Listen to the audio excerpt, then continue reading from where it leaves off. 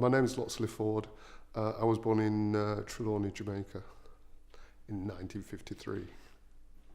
I came over here when I was 7, lived with my parents at Wilfred Street uh, most of the time, and we still have the family house at Wilfred Street.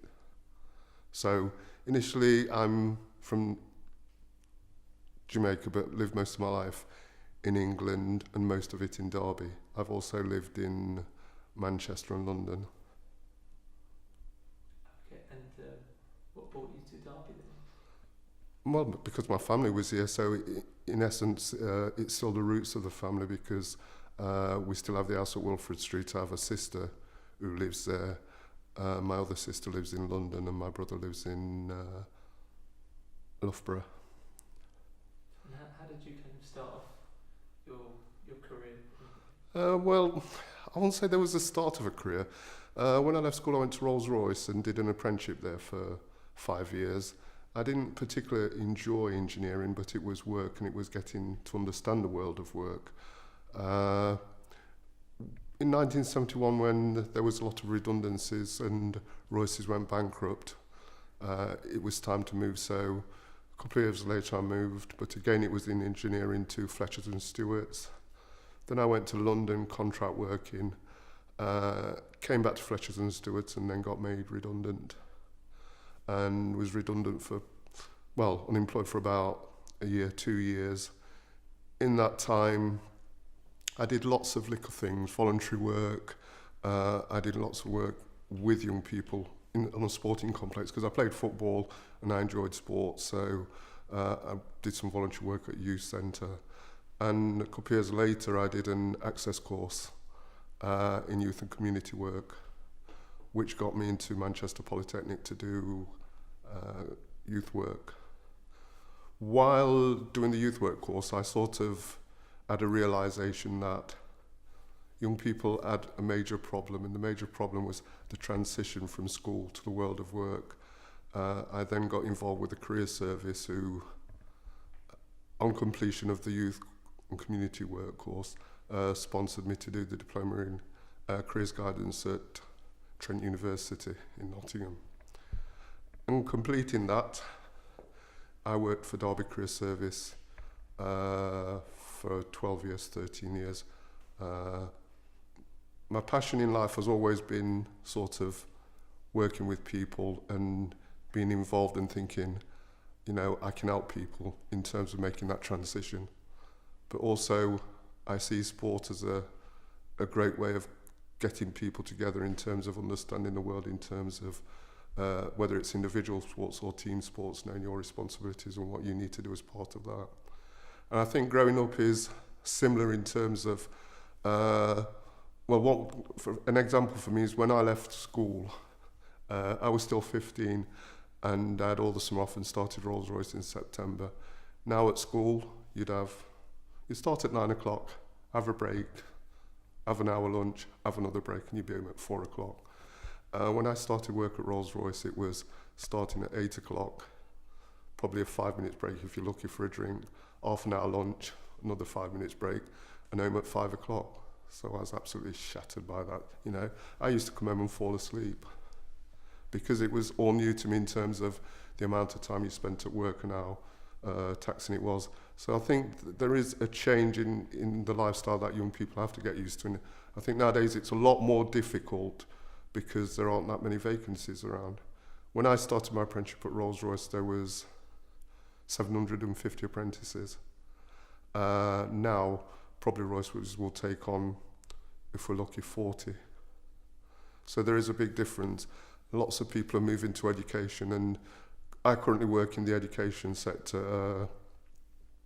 After I left engineering and got my qualifications, I did work for a few organisations, Young Builders, After Careers and so forth. The reason why I actually left the career service was because the ethos changed.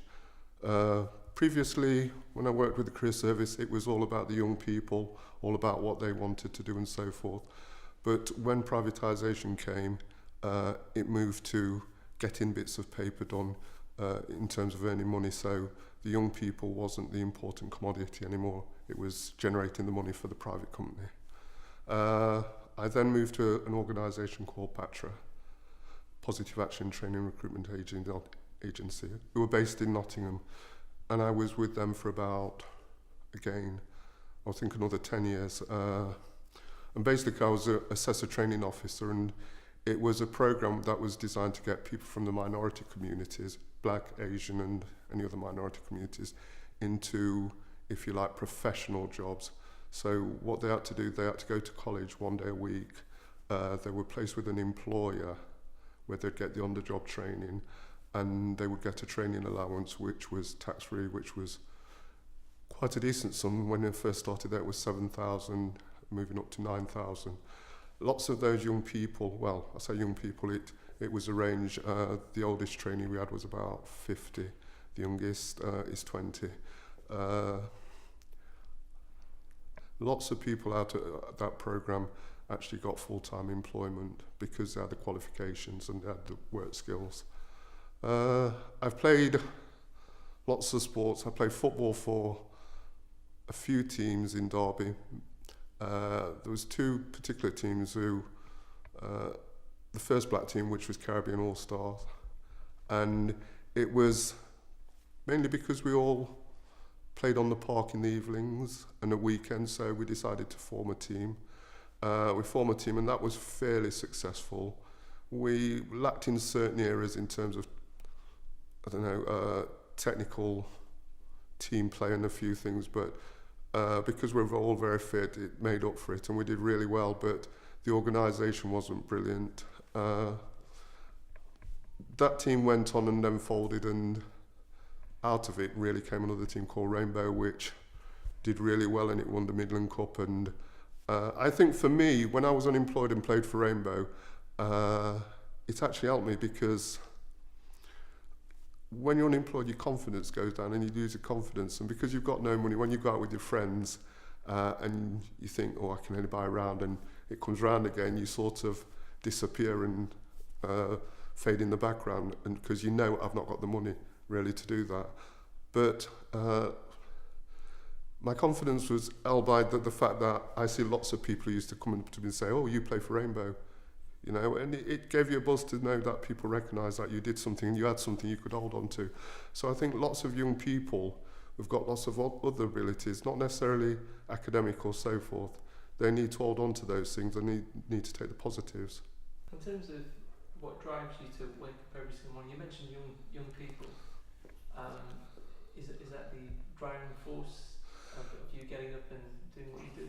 No, I think whichever way you look at it in life, people will get up and they will do what they want to do. I do what I want to do because I enjoy it. I go to work because I don't see it as work. I don't sort of panic, or I don't think, oh, I don't need to go to work, what can I do? I actually enjoy going to work, and the work I do with young people give me pleasure. At the moment we're doing careers. We're just recruited at the college. We've just been through the recruitment and enrolment procedure. And there's lots of young people who have come through who haven't got the qualifications to do A-levels, so they may have to do a BTEC, for instance. And it may be that it's just that they're short. So if it's asking for a C in English and they've got a D, you know, what the college has done now, it's looking at put on some bridging course so those young people can get those qualifications to do A-level. But I'm not saying A-level is the best, because some young people would actually be better off doing a BTEC qualification, which is more vocational, more work-orientated opposed to academic. What drives me on? I think I learned a lot from my parents in terms of ethos about work and about being responsible for your actions, your lifestyle, and also that sometimes if you're not willing to put something in, you can't get anything back. I'm investing not only for myself, but for my children. I've got a son and a daughter and 2 grandchildren, and I think certainly that they've learned from both me and their mother that, you know, you have to carry yourself in a respectful way in life, and you have to be able to walk with your head up and answer any questions that's asked of you. Can you just expand or continue on? You mentioned your parents and some of the ethos and values that they instilled in you. Right. You mentioned that they were very influential. Yeah, I mean, I didn't actually know my parents until I was about 7 because I was born in Jamaica. And basically, my mum was sent over here and my dad sort of missed us, so he sort of came over and they sent for me. It was kind of strange at first, but they are very sort of, in a funny sort of way, very humble people in terms of, my mother always said things like, I don't want any police in this house, you know, we don't want any trouble and so forth, can't get in any trouble. But like all youngsters, yes, I did get in sort of some trouble when I was younger and did this, but they always had that honesty, integrity that said, okay, if you did something wrong, there is a price to pay and you need to pay the price. So, for instance, if my mother ever said to me, did you do that? I would never lie to her. So I would always tell her the truth, and she got to understand that. So, in essence, she was a big supporter because she knew if she asked me and looked at me, I would be telling the truth. What's the difference that you see with young people growing up in your time to now? Well, I think the respect for the parents isn't there. I see arguments. I see young people talking to their parents really disrespectfully when they come to college. And I think, you know, one of the things that they need to realise is that your parents gave you birth, right? But they also looked after you when you was really useless. They fed you milk, they got you when you couldn't change your nappies, they did everything to get you to that level. So my question then is, why when your parents said something to you at that age, you wouldn't believe them or you would argue with them or you would go against them? Because everything they've done is for your good and to get you to where you want to go, and all of a sudden you're not listening to them. I think the society we live in is possibly a little bit too lax with young people and giving them too much power in terms of decision making at a very young age when they can't handle that situation. So I see it all the time at college where parents come along with young people and, oh, it's whatever they want to do, which is fine to a certain extent. However, I think, you know, because of their life experience, you've got to be able to guide your children. In terms of your interaction with young people, what kind of values do you try and actually instill within them actually? Well, honesty and integrity in terms of certain things. With young people, I think, you know, as they grow, their value system is derived from the environment and also your parents, obviously, and so forth. But I think my parents aren't, well, they're in Jamaica, my parents are still alive, but I feel strong enough in what I've got from them to devise my own value system to make a decision on any circumstance or any situation I find myself in. And I think that's what young people need to do. They need to be strong enough, especially with their peer groups, to say, no, that's wrong, I'm not doing it. And I think that is difficult. And I think that's one of the big things at the moment, especially looking at the world we live in. The world I live in was quite small. And by that I mean the social media and this. Lots of bullying over social media, lots of things happen. People see lots of things that they get involved with and don't understand. So I think certainly communications plays a big part in it now, and where in my days, if I wanted to know something, I'd probably ask somebody next to me. Now you can, I don't know, email, you can Skype all over the world and talk to people all over the world. So where they have to make decisions on values and so forth, they can get information from a greater field than I ever did. So in terms of role models and people who have inspired you, whether they're actually alive or no longer, or they still exist, who well, my number one,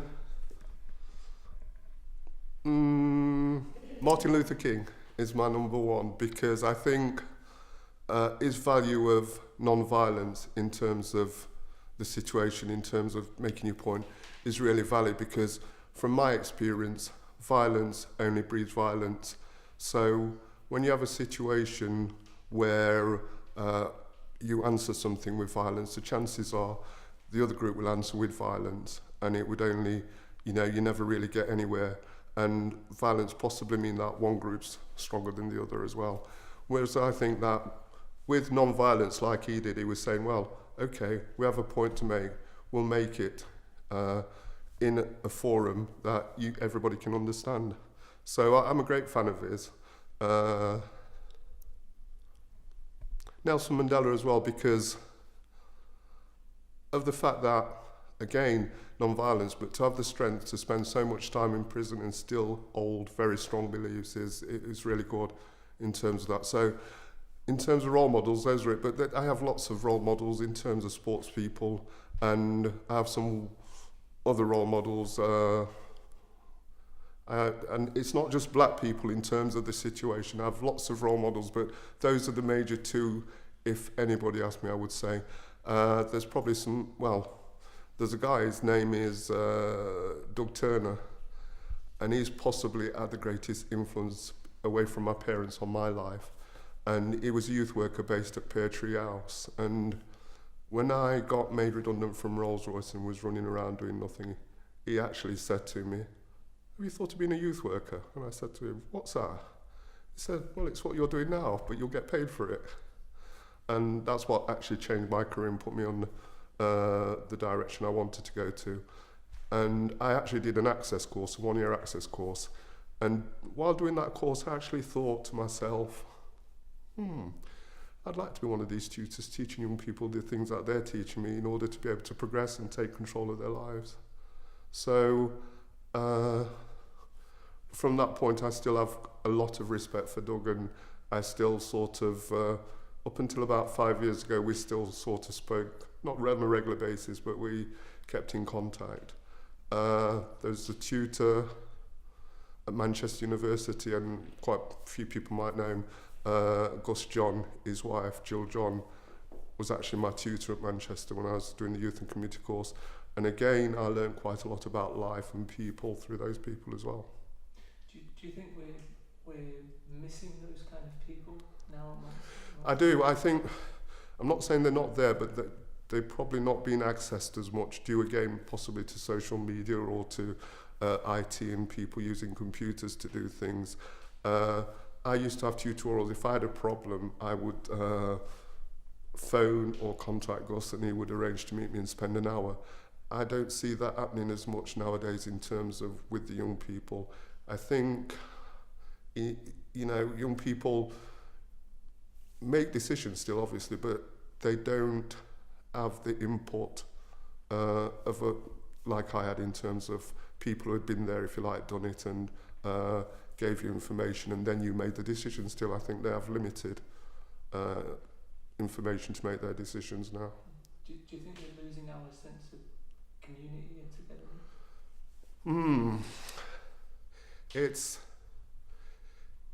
It's something that I have strong views on because up until quite recently I looked at our community, the black community now. It had developed in Derby now.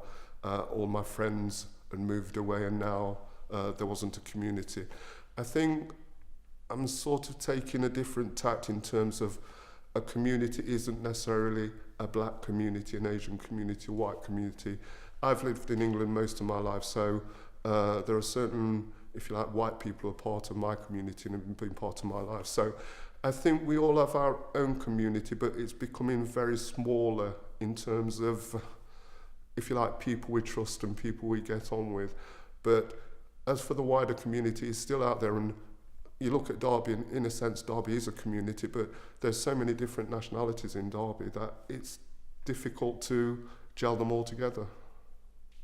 Regarding your legacy,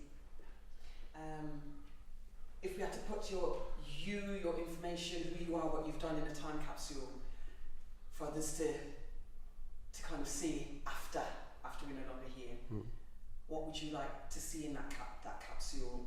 It could be words, it could be things, or whatever you want your legacy to be. I think again, it's difficult because I'm still here and I still think I've got a lot to offer and there's still a long time to go. So, but up until this time, I think possibly a little historical piece from my parents to me, to my children, to where we've got to, but also the words of Martin Luther King from the freedom speech, because I think that inspired me, and every time I hear that now, it still sort of brings shivers to me. So yeah, that'd be it. At present, it may grow later on. Community is humanity.